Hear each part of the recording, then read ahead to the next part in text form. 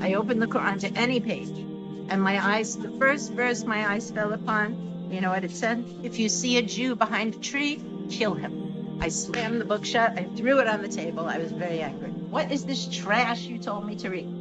I'm Jewish. You know that. One day in Washington Square Park, a very handsome, older African American gentleman turned to me and said, "Do you believe in God?" And this question was totally out of the blue. So I was like, I just looked at him, and I was like, well, I haven't thought about that for a really long time, like since I was 12 years old. So I have to think about it. The Quran and open it to any page, and it will have some answers for you. I opened the Quran to any page, and the first verse my eyes fell upon, you know what it said? If you see a Jew behind a tree, kill him. Went down to the park and looked for Mike because I was really angry. And I didn't find him for a couple of days. So my anger was stewing inside of me. And when I did find him, I said, "What is this trash you told me to read?" I'm Jewish. You know that. So this book is telling me that I should kill Jews. He said, "Well, what Quran did you get?" And I described the Quran with the gilt red leather cover, translated in the 1890s by a man named George Sales. So Mike told me, George Sales was a Christian missionary in the Middle East, translating the Quran so that he could bring people to Christianity. He hated Islam and he hated Muslims. Please go to a mosque and get a real Quran. So I did that. I went to the nearest masjid. And I just waited. After a short while, a nice, handsome man came. He had his head covered with something. He was dressed like a Bengali. And he sat down and asked me, "Yes, sister, what is it that you are here for? What would you like? Welcome to our masjid." He was very nice. And I said, "I would like a Quran." So he said, "Okay, we have this Yusuf Ali Quran. It's a good translation. And of course, the Quran can never be exactly translated. You have to keep in mind that it's in Arabic, and this is the best translation we have." So I was very happy. I took the Quran. I went outside again, took it home with me, and started reading. And it wasn't like any book I had ever read before. It didn't seem to really have a beginning or an end. But what impressed me the most were the verses that were all about nature. After all, I wanted to know about Allah's existence. And my friend had told me that the whole universe is an open book.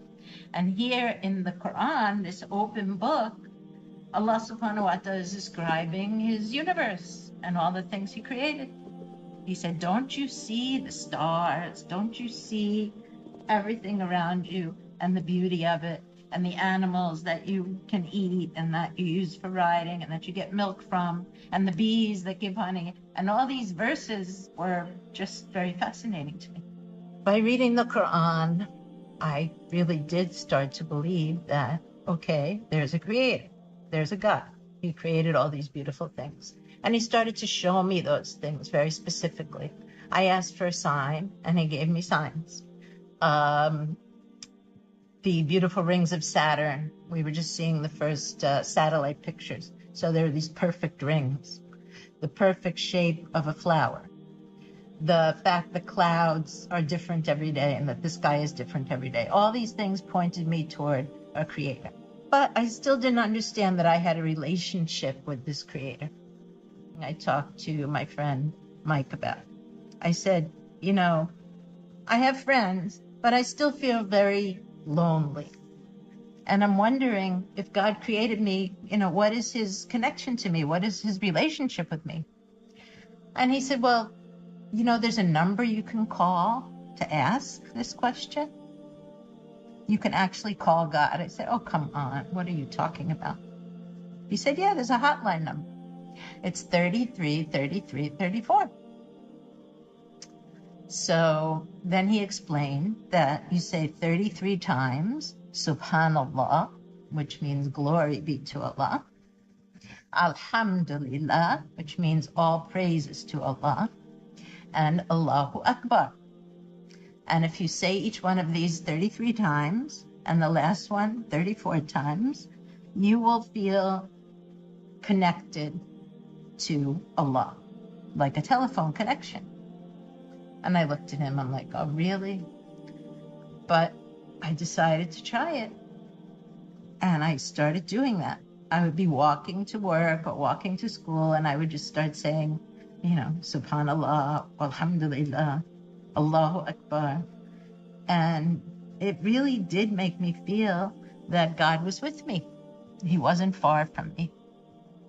In the Quran, Allah subhanahu wa ta'ala tells us he's closer to us than our jugular vein, than our jugular artery. And we know that if we cut this artery, we will die. So Allah subhanahu wa ta'ala is the life force within us. And I started to feel that. I started to feel more alive because of it. And I started to feel much happier and much more content and protected. Once I started realizing that Allah was my creator and I had a relationship with him, I really wanted to know more. And I needed to know more about Islam, the religion itself. I was gradually learning about Islam. So Muslim students, the MSA, to have a little gathering together.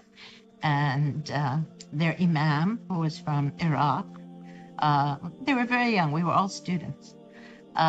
He gave me my shahada, and I repeated after him, La ilaha illallah, Muhammadur Rasulullah.